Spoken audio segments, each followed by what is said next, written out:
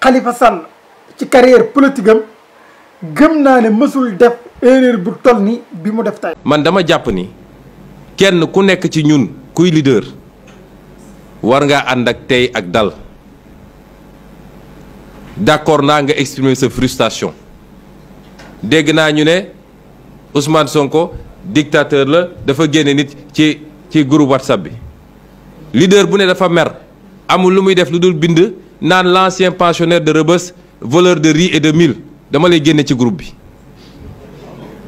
duma ci waxaale parce que c'est incorrect kooku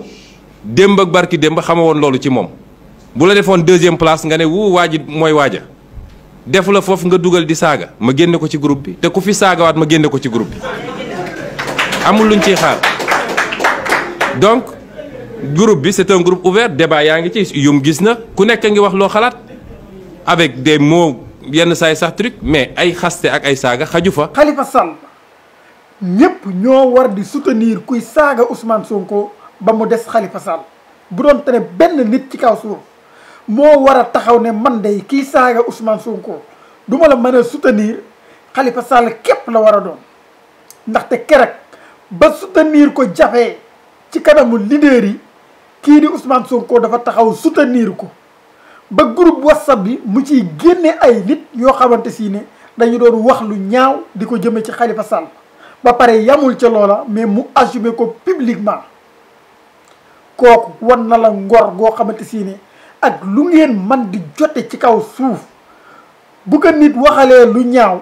waroo dem ca ka waxal lu ñaaw di ko jàppale. te lii firndeel ne poste boobu erreur bu nganda la ci Khalifa Sall ba mu ko defee quelques heures après dafa ñëw defaat beneen poste ngir fay coowal poste bu njëkk bi muy soutenir gi mu soutenir Assane Diouf wax ni man damaa xëy dem tey section de recherche parce que damaa déposé woon plainte ci sama siège boobu ñu taaloon waaye ba tey jii plainte bi bougé wul loolu nag la bëgg mu ñëw comme nekk débat bu ko defee ñu daal di fàtte poste bi mu njëkkoon a def ci Assane Diouf te nga xam ne si ne ngandam maamum erreur la mais loolu duñ ko mën a fàttee noonu il faut que ñu la koy fàttali que ni lii nga def nii tey jii dana la topp la ba faaw. waxu man nag ni Khalifa Sall en tant que homme politique amul sañ-sañu jàppale Assane Diouf déedéet am na sañ-sañ bi am na sañ-sañu jàppale ku ko neex mais lépp ci àdduna dafa am manière su fekkente ne Assane Diouf ci ay kàddu yu ñaaw la yëkkati te ko ci ab nit boo xamante si ne démb ba ñu yëkkati ay kàddu yu ñaaw te ko ci sa jëmm daf laa soutenir publiquement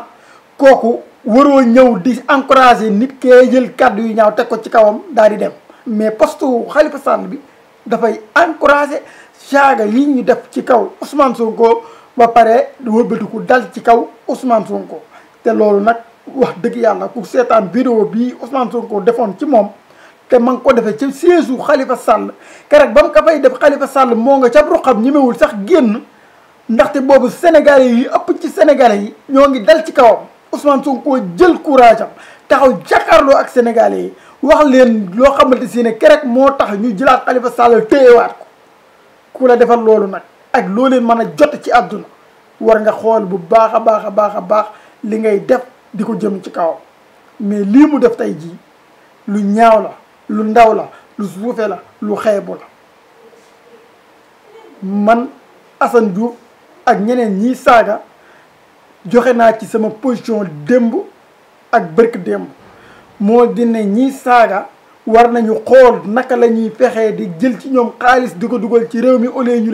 leen di dugal ci kaso bi mais loolu mënagul am ndaxte loi la war a doon boo xamante ne dañ koy wote ci assemblée nationale mais pour l'instant loi yi fi nekk boo saagaa wala nga def loo xamante ne waroo koo def ci pénc mi li yoon di wax moo dina dañ lay dugal kaso loolu nag la ñu war a xeex ngir ñu changer loi yooyu indi yeneeni loi yoo xamante ne boo saagaa boo diffamé yenn yu ndawaan yooyu mën nañu la amende xaalis bu ko defee xaalis boobu ñu dugal ko trésor public